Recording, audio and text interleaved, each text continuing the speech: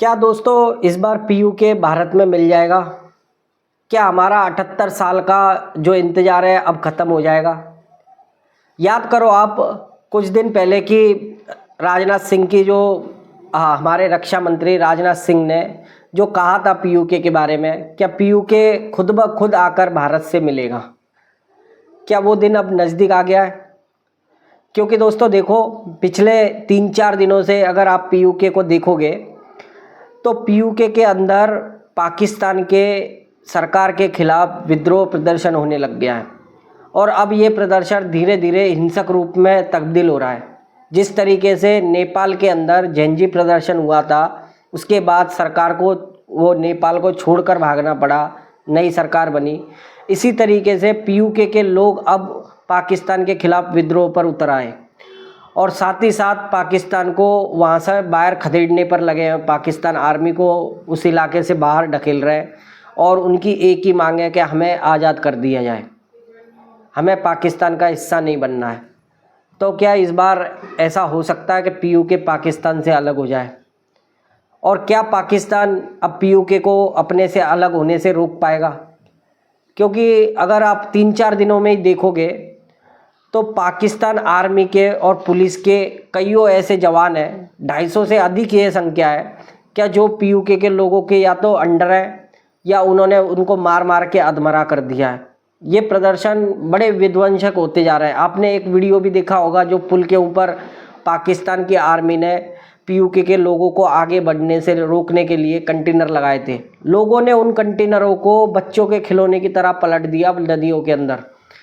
तो ये प्रदर्शन अभी फ़िलहाल में बढ़ते जा रहे हैं। पाकिस्तान की सरकार ने उधर इंटरनेट की सुविधा बंद कर दी है पीयूके में। लेकिन भाइयों, इस बार जो पीयूके के अंदर हो रहा है, मुझे ये पूरा मामला नेपाल वाला ही मामला लग रहा है। जिस तरीके से राजनाथ सिंह ने कहा था कि पीयूके खुद ब खुद हमारे पास चल कर आएगा, वही वाला सीन लग रहा है। आपको क्या लगता है दोस्तों, इस पर आपकी क्या राय है? लेकिन अब मैं आपको बताऊं, पाकिस्तान क्या पीयूके को रोक पाएगा? क्योंकि देखो भाइयों, पाकिस्तान इस समय बलूचिस्तान का मामला ले लो, चाहे अफ़गानिस्तान के बॉर्डर पर ताइवान का मामला ले लो, चाहे हमारे बॉर्डर पर ले लो, आप चारों साइड में अपनी सेनाओं से फंसा पड़ा है। अगर वो कहीं से भी अपनी सेना को हटाता है तो यूँ समझ लो पाकिस्तान के लेने के देने पड़ सकते हैं। पाकिस्तान फिर दोबारा उस इलाकों को अपनी धाक नहीं बना पाएगा। और दूसरी तरफ अगर पीयूके को रोकना है उसको, तो पाकिस्तान को अपनी ये अतिरिक्त सेना जो बॉर्डर पर लगी है ये हटाकर पीयूके के हिस्से में लगानी पड़ेगी, जो कि शायद ऐसा हो नहीं सकता है। क्योंकि बलूचिस्तान में भी यही कंडीशन है। बलूचिस्तान में जैसे ही पाकिस्तान की सेना हटे पीछे और बलूचिस्तान के लोग फिर पाकिस्तान पर अटैक कर देंगे। इधर से हम भी, आपने देखा होगा 2-3 दिन के अंदर कैसे हमारे सेना प्रमुखों ने राजस्थान पर ये जो स्पीच दी थी और वहाँ पर सेनाएं बढ़ाई हैं। सुनाई में आया कि पाकिस्तान भी अपने जो राजस्थान की, गुजरात की जो सीमा है उस पर अपने सैनिकों की तैनाती बढ़ा रहा है। ये क्यों है? क्योंकि पाकिस्तान जानता है कि इस समय भारत अटैक के मूड में है। तो पाकिस्तान अपनी सेनाओं को अगर इधर बिजी रखेगा, और यही हमारा प्लान है, ये हमारा प्लान का हिस्सा है।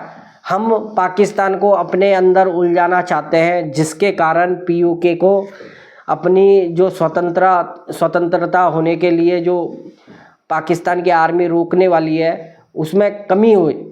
पाकिस्तान कहीं तक अपनी आर्मी को इस तरीके से बढ़ाए नहीं कि जो पीयूके के लोगों को दबा जाए। और भाइयों, ऐसा ही मुझे लग रहा है, क्या शायद पाकिस्तान इस बार कर्रा फंसा हुआ है।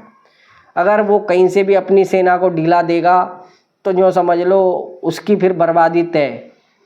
क्या लगता है आपको भाइयों, क्या पीयूके वापस भारत में मिल जाएगा? भाइयों, क्योंकि पीयूके के लोगों का पाकिस्तान के खिलाफ विद्रोह प्रदर्शन और होने का मकसद ये है कि पाकिस्तान की जो सरकार है वो पीयूके पे अपना हक तो जताती है, लेकिन पीयूके के लोगों के लिए कुछ भी नहीं करती है। पीयूके में जो खनिज निकलते हैं, यूरेनियम का भंडार है बड़ा, पाकिस्तान की सरकार इससे बहुत मोटा पैसा कमा रही है बल्कि इसमें मजदूर भी पाकिस्तान के पंजाब प्रांत से लाए जाते हैं। वहाँ के खुद के अपने लोगों को कोई रोज़गार की सुविधा नहीं है।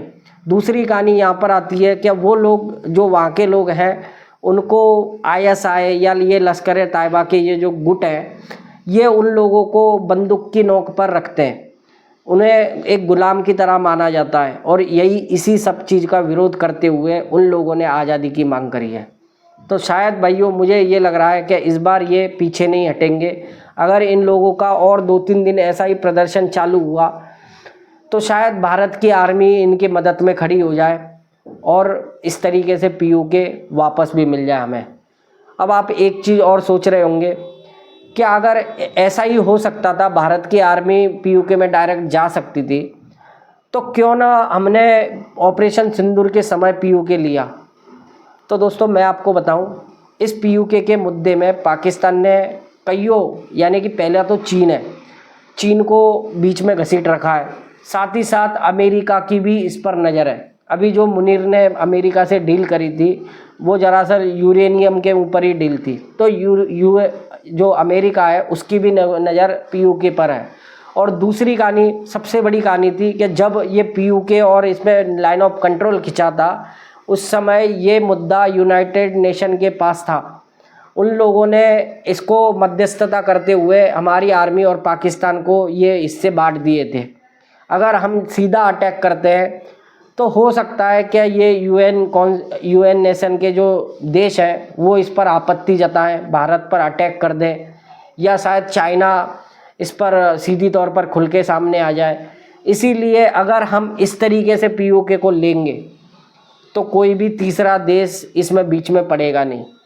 सुनाई में आया है भाइयों कि चाइना ने जो इंटरनेशनल वो कॉरिडोर बना रहा था, PUK के लोगों ने उस रोड की भी ऐसी तैसी कर दी है, पूरा रोड उखाड़ उखेड़ के फेंक दिया है, उसको तोड़ ताड़ के अलग कर दिया है। अब इस मामले में चाइना भी बीच में नहीं घसेगा। चाइना भी जब तक PUK शांत नहीं हो जाता तब तक चाइना बैकफुट पर है। यही हमारा मौका है, यही हमारा मौका है। हमें पर केवल इतना करना है कि पाकिस्तान की आर्मी को व्यस्त रखना है, डरा के रखना है कि हाँ हम अटैक कर रहे हैं, हम अटैक कर रहे हैं। पाकिस्तान ये यहाँ से ढीला पड़ेगा नहीं और उधर PUK इसके हाथ से निकल जाएगा। तो भाइयों मुझे तो ये जो हमारी सरकार ने कह लो, हमारी आर्मी ने कह लो, या PUK के लोगों ने जो हमें मौका दिया है ना भाइयों, ये मुझे पक्का लग रहा है कि इस बार आने वाले आप 3-4 दिनों के अंदर देख लेना, शायद PUK बिल्कुल स्वतंत्र हो ही जाए। तो भाइयों आपको क्या लगता है, आपकी राय मुझे कमेंट करके ज़रूर बताना। वीडियो आपको अच्छी लगती है तो लाइक करना, चैनल को सब्सक्राइब करना और अपना सपोर्ट बनाओ भाइयों। जय हिंद।